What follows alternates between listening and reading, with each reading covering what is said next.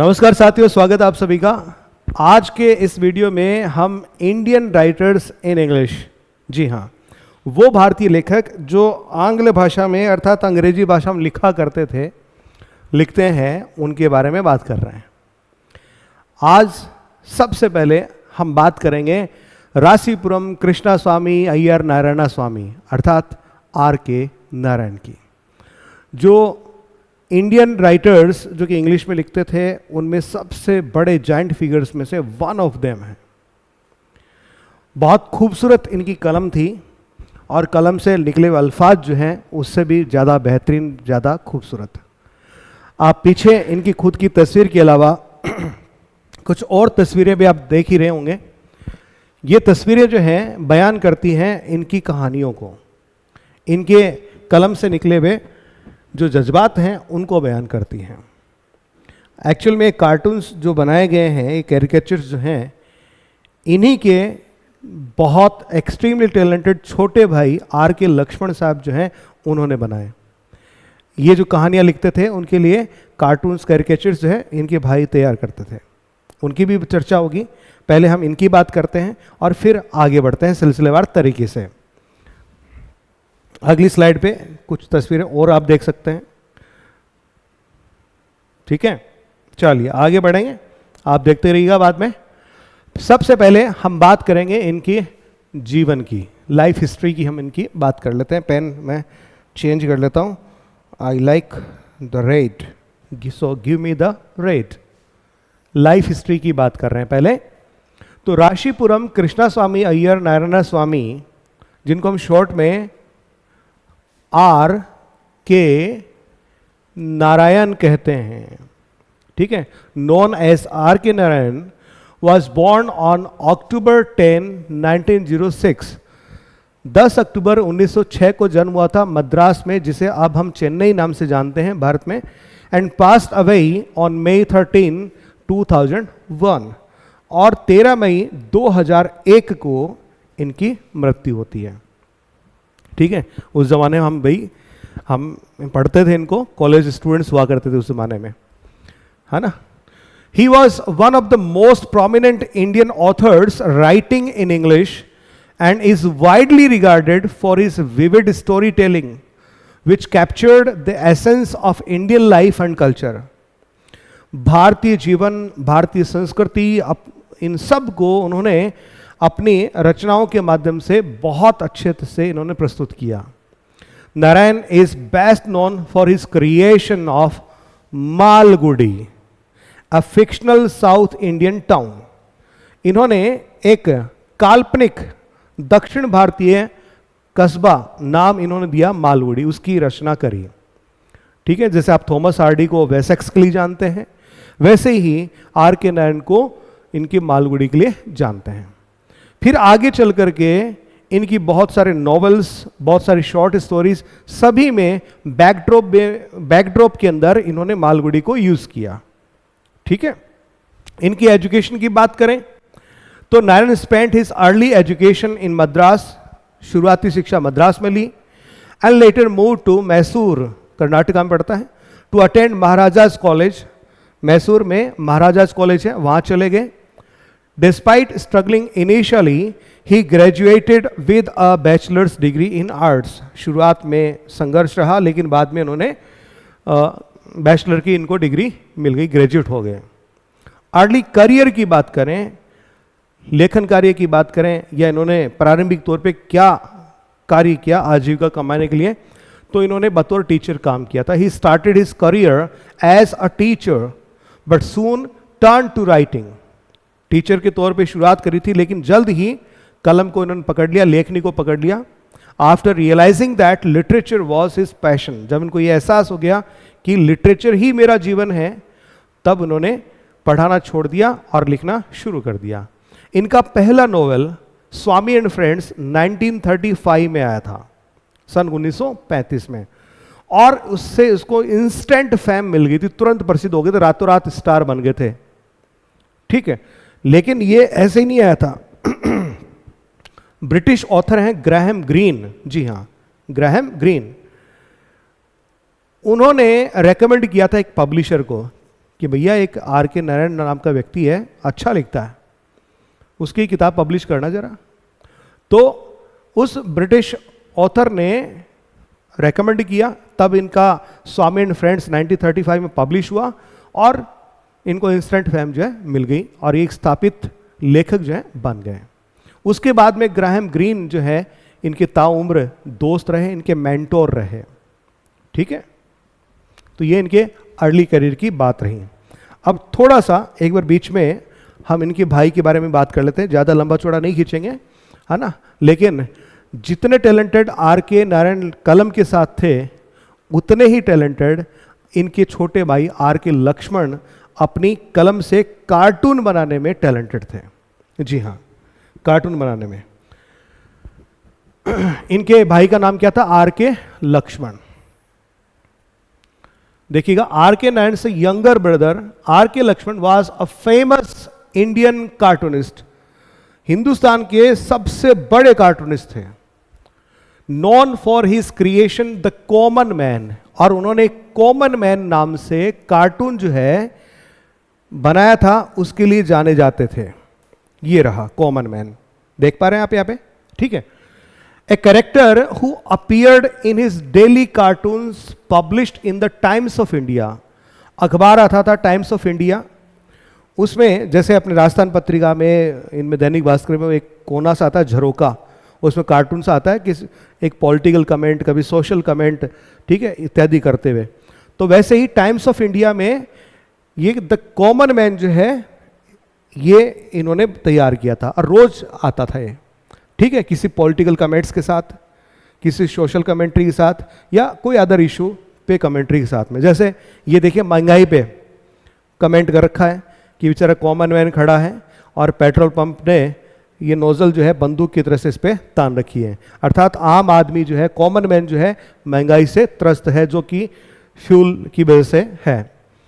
अब ये देखिए यहाँ पे दूसरा, आप यहाँ देख सकते हैं, स्वीपिंग द पोल्स। जब इंदिरा गांधी ने चुनाव इत्यादि में कुछ किया होगा, उस पे है। ठीक है, यहाँ देखिए, राजा साहब उनके साथ चेस खेल रही थी और अचानक से खुद जीत नहीं पाई, तो क्या किया, टेबल को ही इन्होंने पलट दिया और क्या कहा, I win.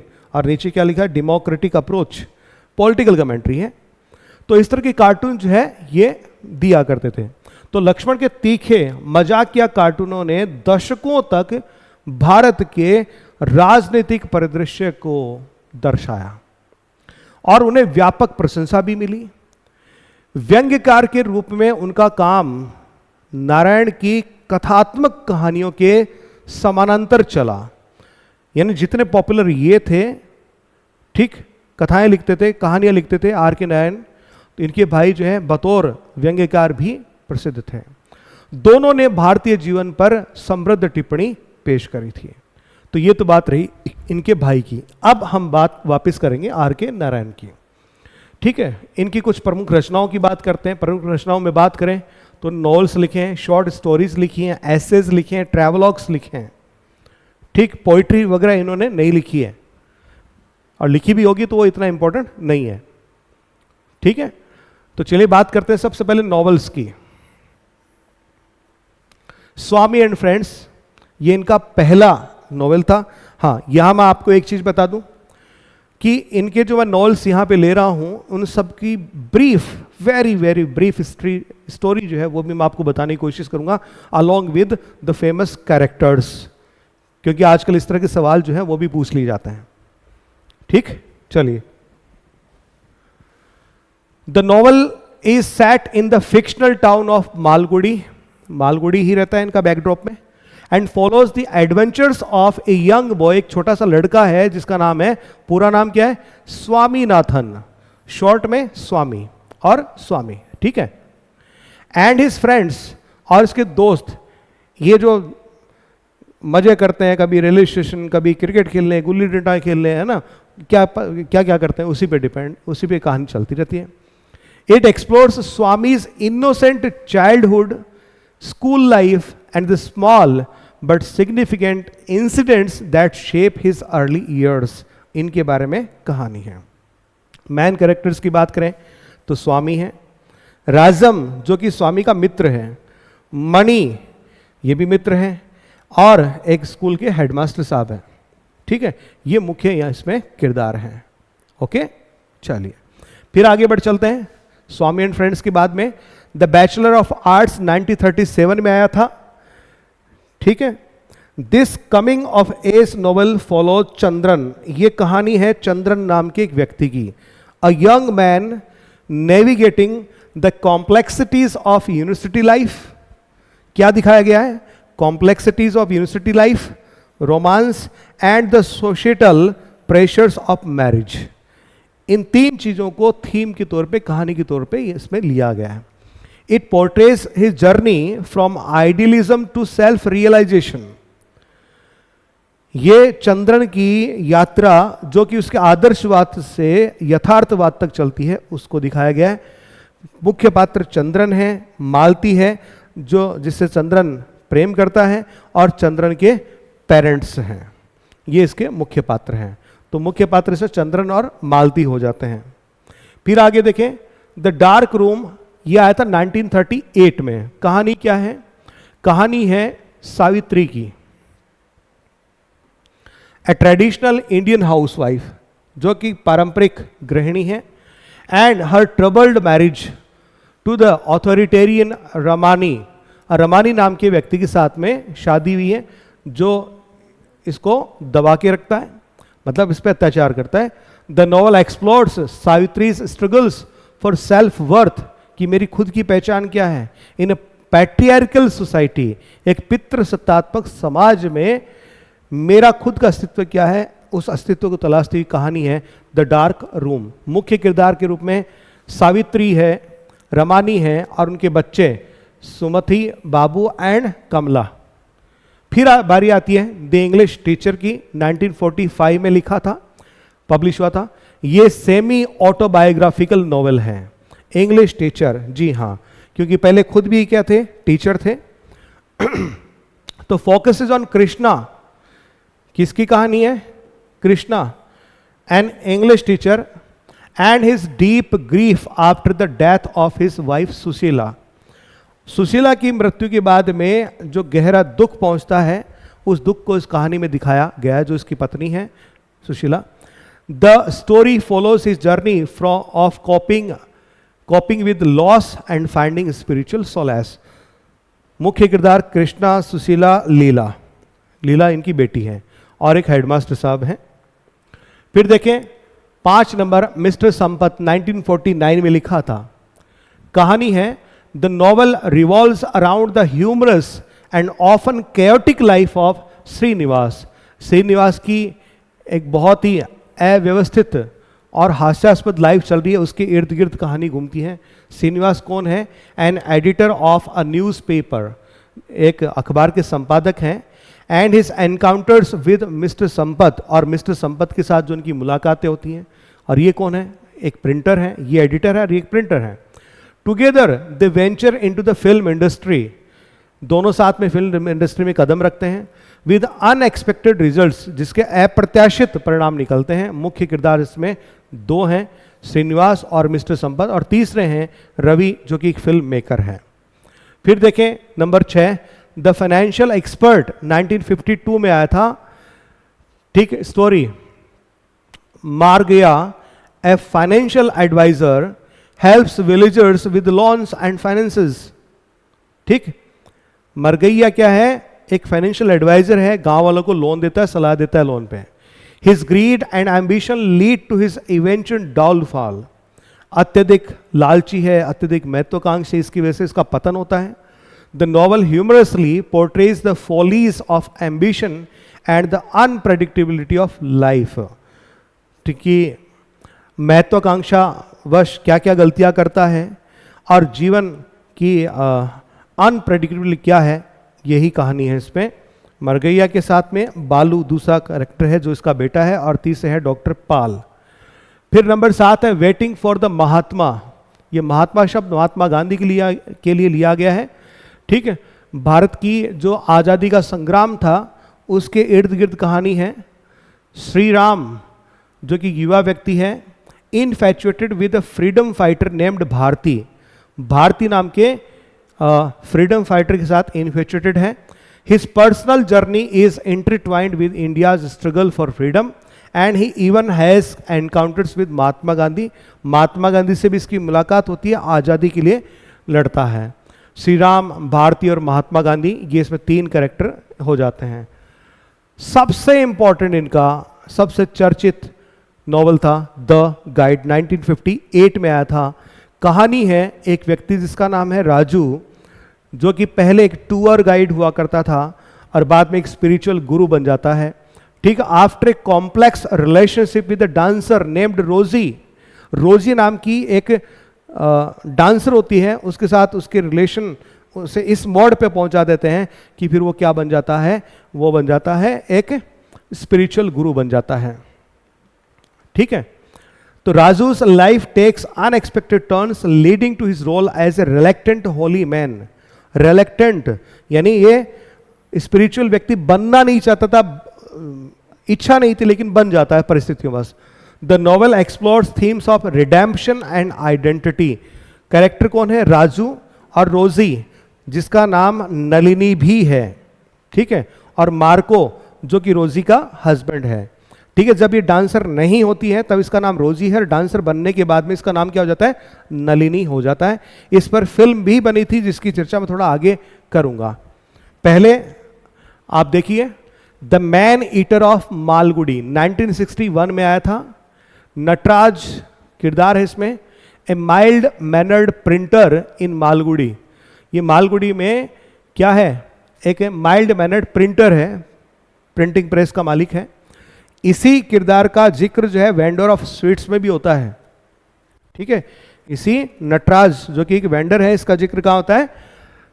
Vendor of sweets में भी होता है, याद रखिएगा.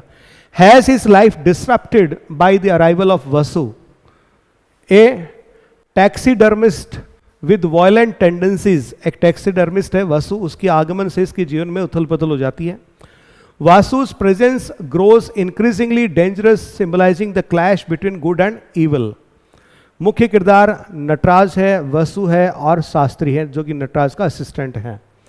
द वेंडर ऑफ स्वीट्स 1967 में आया था. मुख्य किरदार इसमें जगन है, जगन का बेटा माली है.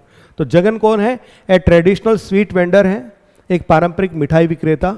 Who struggles to understand his rebellious son. अपने विरोधी स्वभाव वाले बेटे के साथ में इसके स्ट्रगल चलते रहते हैं कि उसको समझने की कोशिश करता है बट समझ नहीं पाता. The story delves into generational conflict and explores themes of change and modernity. Generation gap को दिखाती है ये कहानी. आपने पढ़ा होगा, नहीं पढ़ा तो जरूर पढ़िएगा, चाहे आप इसको शॉर्ट में ही पढ़ें. जगन, माली और ग्रेस जिसके साथ ये लिव इन में रहता है, अमेरिका से इसको लेकर के आता है. ठीक, फिर इसके बाद में द पेंटर ऑफ साइंस 1976 में Raman, a sign painter in Malgudi, falls in love with Daisy. Raman और डेजी की कहानी है. ए स्ट्रॉन्ग विल्ड वुमन, ठीक है, advocating for family planning, family planning को एडवोकेट करने वाली और दृढ़ इच्छा शक्ति वाली महिला है.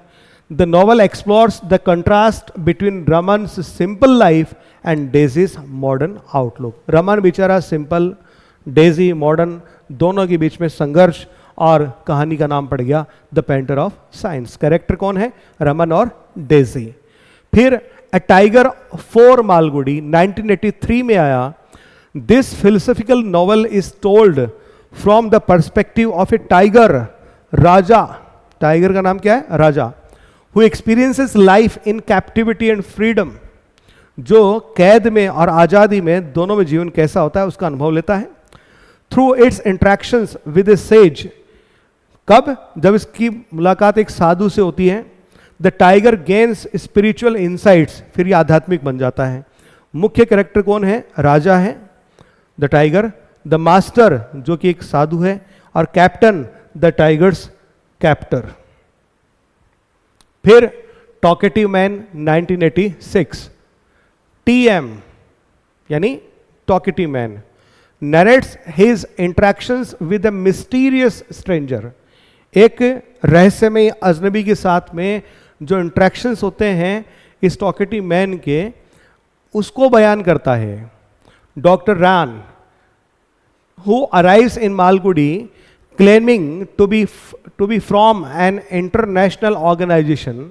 डॉक्टर रैन आते हैं, कहते हैं मैं एक अंतर्राष्ट्रीय संघ से आया हूं, अंतर्राष्ट्रीय संगठन से आया हूं. द नोवेला, ये नॉवल नहीं है, नोवेला है. It means it is shorter than a full fledged novel in size. The novella explores themes of deception and curiosity. धोखेबाजी और उत्सुकता की थीम पर आधारित है. मुख्य पात्र टीएम जो एक नरेटर है और दूसरा है डॉक्टर रन. 14 पे देखिए, the world of Nagaraj 1990. Nagaraj a simple man in Malgudi. Malgudi का एक सामान्य सा आदमी. Dreams of writing a book, ख्वाब क्या है, किताब लिखने का. But is constantly distracted by the troubles of his nephew Tim. इसका एक भतीजा है टिम, नेफ्यू है टिम. उसकी वजह से डिस्ट्रैक्टेड हो जाता है हमेशा ही. Who brings chaos into his peaceful life, जो इसकी शांत जीवन में भूचाल लाता रहता है. The novel focuses on Nagaraj's quiet aspirations and personal growth. Character Nagaraj, Sita और टिम, ये तीन इसमें पात्र हैं. फिर देखें ग्रैंड मदर्स टेल 1992, 1992 में. ये भी एक नोवेला है. Is based on a story pass down by Narayan's grandmother. Narayan की दादी ने एक कहानी सुनाई थी, ठीक है, वो कहानी ये हमें सुना रहे हैं, तब इसका नाम पड़ा grandmother's tale. It follows the life of Bala. ये कहानी एक बाला की. A young girl married at a very young age, एक लड़की जिसकी छोटी उम्र में शादी हो जाती है.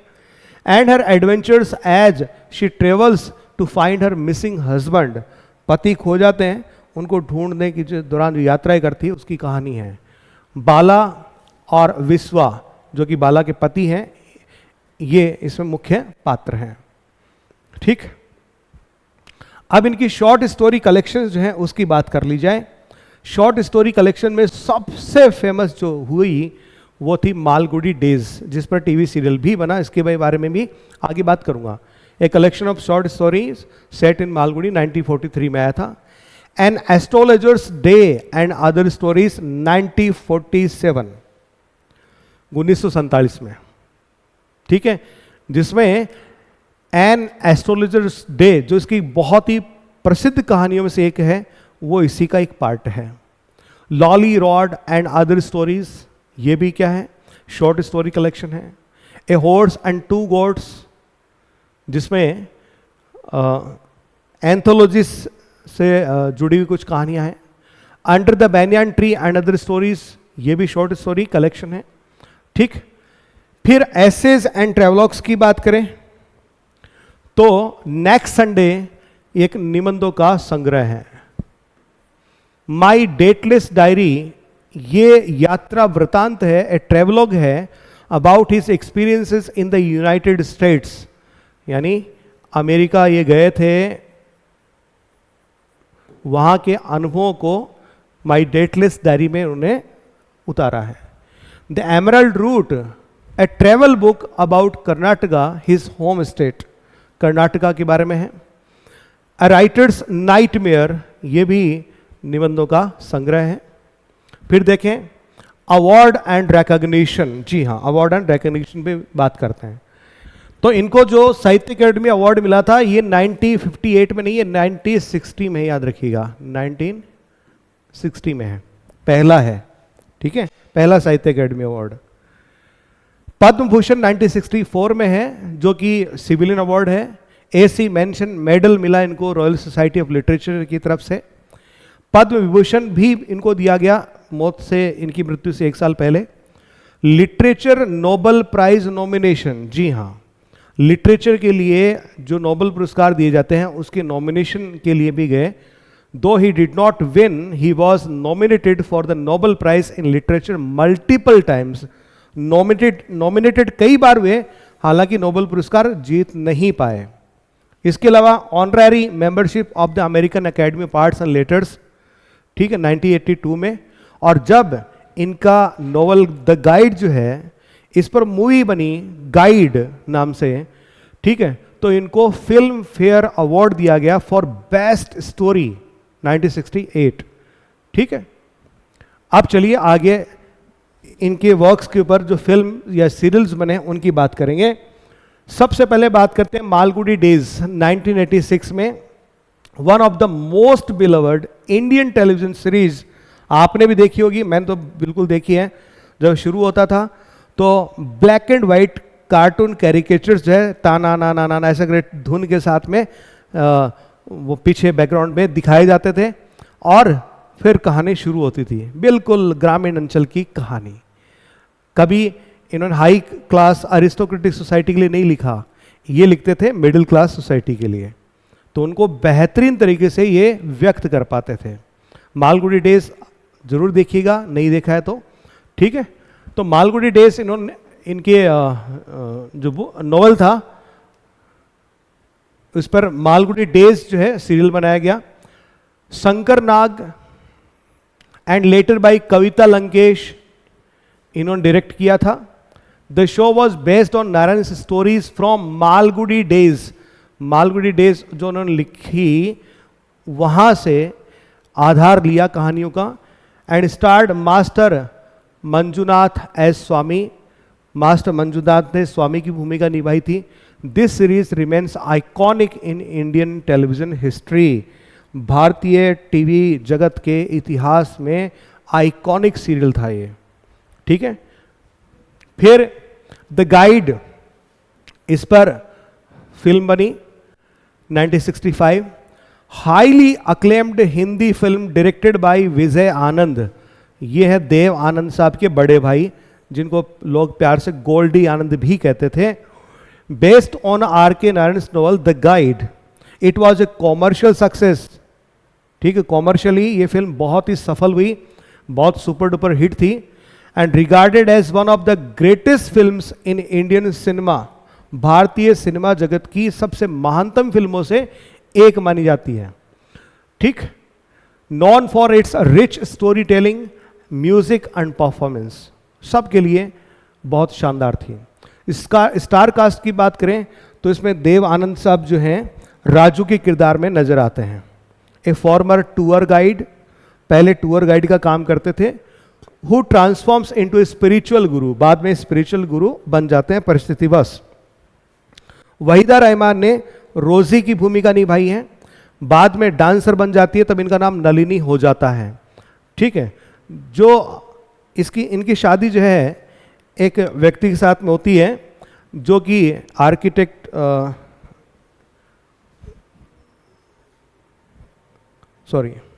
वहीदा रहमान, जिन्होंने रोजी नलिनी की भूमिका निभाई है, डांसर है, who escapes an oppressive marriage to pursue her dreams of becoming a classical dancer. ठीक है, एक ऐसे व्यक्ति की साथ शादी हो जाती है जो आर्कियोलॉजिस्ट होता है। ठीक है, और वहाँ बड़ा ही ये बोरियत भरा इंसान होता है, जबकि ये बहुत ही उच्छृंखल तो नहीं कहेंगे, बहुत ही संजीदा होती है और डांसर बनना इनका ख्वाब होता है। और उसी ख्वाब को पूरा करने के लिए ये राजू के साथ चली जाती हैं, यानी टूर गाइड के साथ चली जाती हैं और फिर डांसर बन जाती हैं, अपने पति को छोड़ के चली जाती हैं। नाम फिर इनका रखा जाता है नलिनी। म्यूजिक की बात करें तो इस फिल्म के जो गाने थे बड़े चर्चित हुए।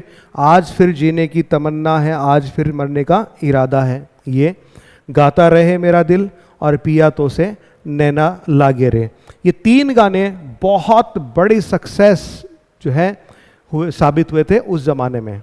और ये ऐसे गाने हैं जो आज भी लोग जो हैं जिनको पुराने गानों का शौक होता है आज भी सुनता ही रहते हैं। फिर आगे देखें, अवार्ड्स एंड इंटरनेशनल रिकॉग्निशन की बात करें तो इनकी फिल्म गाइड जो थी was not only a success in India but also gained international recognition, इसको अंतर्राष्ट्रीय पहचान भी मिली। It was India's official entry to the 38th Academy Awards 1966 in the best foreign language film. जो 38वें अकेडमी अवार्ड्स हैं फिल्मों के 1966 में, उसमें बेस्ट फॉरेन लैंग्वेज फिल्म के तौर पे इस फिल्म ने वहाँ एंट्री मारी। ठीक है, हालांकि नॉमिनेशन इनको नहीं मिल पाया लेकिन प्रयास किया गया था। The film won several Filmfare awards Hindustan में फिल्म फेयर अवार्ड दिए जाते हैं, खूब सारे पुरस्कार जीते, जिसमें बेस्ट फिल्म का अवार्ड जीता, बेस्ट डायरेक्टर विजय आनंद जो देवानंद के बड़े भाई थे, जिनको जो पुराने लोग हैं तहकीकात नाम से एक जासूसी सीरियल आता था जिसमें डॉक्टर सैम डिसिल्वा जासूस बनते थे, वो थे आपके गोल्डी आनंद या विजय आनंद, देवानंद के बड़े भाई। ठीक है, इनको बेस्ट डायरेक्टर का पुरस्कार मिला, बेस्ट एक्टर का पुरस्कार देवानंद साहब को मिला, बेस्ट एक्ट्रेस का पुरस्कार उस साल का वहीदा रहमान को मिला, और बेस्ट स्टोरी का पुरस्कार R.K. नारायण को दिया गया। इतना ही नहीं, इस फिल्म की सफलता से प्रेरित होकर के देवानंद साहब ने इसका एक इंटरनेशनल वर्जन जो है वो भी शूट किया। तो interestingly A separate English version of guide was produced by Devanand, Devanand साहब ने प्रोड्यूस किया, and directed by टैड डैनियलवस्की।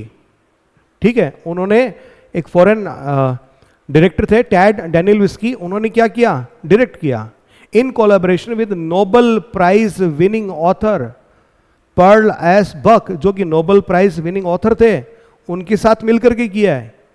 This version was release in the United States, America में फिल्म को रिलीज किया, and received some attention at film festivals, film festivals में कुछ ध्यान भी इसकी तरफ गया फिल्म की तरफ, although it wasn't as successful as the Hindi version. लेकिन जो सफलता इसके हिंदी वर्जन को हिंदुस्तान में मिली, वो सफलता इसको इंग्लिस्तान में या अमेरिकास्तान में नहीं मिली। ठीक है, कुछ और इंटरेस्टिंग फैक्ट्स की बात करते हैं।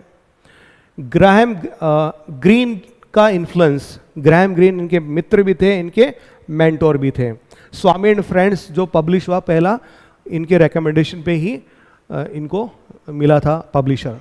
तो it was Graham Greene who recommended Swami and Friends to a British publisher, kick starting Narayan's career. और इस एक नॉवल के साथ में इनकी तकदीर बदल जाती है, इनका करियर चल पड़ता है। मालगुडी, ग्राहम ग्रीन, फिर अगली चीज मालगुडी। मालगुडी क्या है, एक फिक्शनल टाउन है जो बैकड्रॉप के तौर पे अपने लगभग सारी स्टोरीज के अंदर इन्होंने यूज किया है। अब राइटिंग स्टाइल की बात करते हैं, तो सिंपल राइटिंग स्टाइल।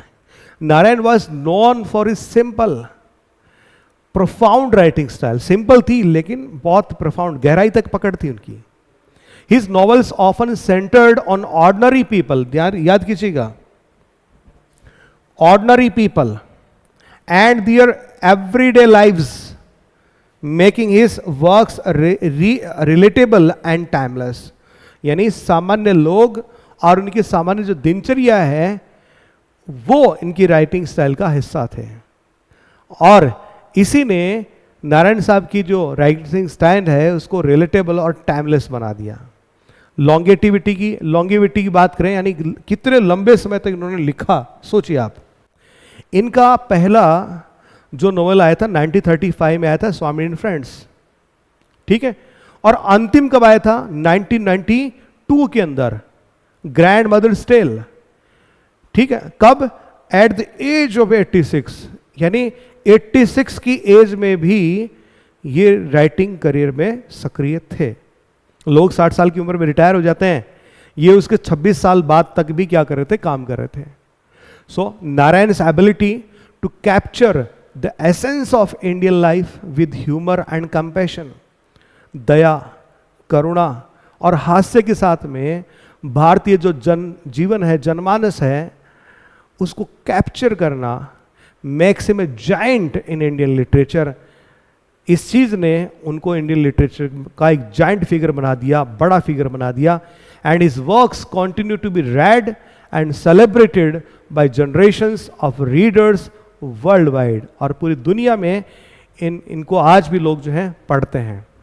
ठीक है, इसके अलावा R.K. नारायण जो हैं, ये इंडियन लिटरेरी ट्रायो, यानी भारतीय साहित्य जगत की त्रिमूर्ति, ट्रायो त्रिमूर्ति, उसका एक भाग थे। इस ट्रायो को क्या पढ़ते हैं, इसको ट्राइमवर्ट, ट्राइमवर्ट ऐसे भी पढ़ते हैं, और आप इसको क्या कह सकते हैं,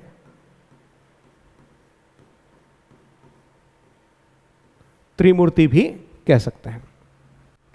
तो इंडियन इंग्लिश लिटरेचर, भारतीय अंग्रेजी साहित्य में there is a group of 3 significant writers, 3 लेखकों का एक क्या है, ग्रुप है, known as the Indian literary triumvirate, जिसको इंडियन लिटरेरी ट्राइमविरेट नाम से भी जानते हैं। ट्राइमविरेट क्या होता है? Group of 3 people, group of 3 people who holds a position that controls everything, जो ऐसी ताकत रखते हैं जो सबको कंट्रोल में रखते हो, उसको अपन कहते हैं। इसको आप हिंदी में त्रिमूर्ति कहते हैं। तो दीज, ये ऐसे ही थे 3 लेखक। ये कौन कौन थे आगे अब बात करेंगे। तो these writers were pioneers in introducing Indian themes and storytelling to the global stage. वैश्विक परिदृश्य पर भारतीय जो थीम है और स्टोरी टेलिंग है उसको इंट्रोड्यूस करने वाले थे ये तीनों लोग। और इस ट्राई में इंक्लूड कौन कौन थे ये देखिए। R.K. नारायणन 1906 से 2001 इनका जीवन काल रहा। मुल्कराज आनंद 1905 से 2004 और राजा राव 1908 से 2006। ये तीनों क्या थे? द इंडियन लिटरेरी ट्रायो या ट्राइमविरेट। ठीक। R.K. नारायणन कंट्रीब्यूशन क्या था इनका? नोन फॉर मालगुडी, मालगुडी के लिए इनको जाना जाता है। Symbolic of small town India. Writing style की बात करें, simplicity, humour and deep insight into the lives of the ordinary people. अभी पढ़ चुके हैं तो ज़्यादा स्ट्रेस या देने की जरूरत नहीं है। फिर मुल्कराज आनंद की बात करें, कंट्रीब्यूशन क्या था? फोकस्ड ऑन सोशल इश्यूज, सामाजिक मुद्दों पर लिखते थे, लाइक कास्ट सिस्टम, जैसे जाति व्यवस्था, पॉवर्टी, गरीबी and struggles of lower classes in India, Bharat में जो लोअर क्लासेस है उनके संघर्ष को बयान करती हुई कहानियां। Writing style, realism and social criticism, realistic approach थी, सोशल क्रिटिसिज्म इनकी लेखनी में देखने को मिलता है। रॉट अबाउट द ऑप्रेस्ड, जो दबे कुचले वर्ग के लोग हैं उनके बारे में लिखते थे। And highlighted the harsh realities of life, और जिंदगी की जो कठोर सच्चाइयां हैं उनको अपनी कलम से बयान करते थे। अनटचेबल 1935 में आया था इनका अछूत, और कूली 1936 में, ये इनकी फेमस वर्क थे। फिर बारी आती राजा राव की। कंट्रीब्यूशन क्या था? Blend Indian philosophy and spirituality with fiction, fiction कहानी।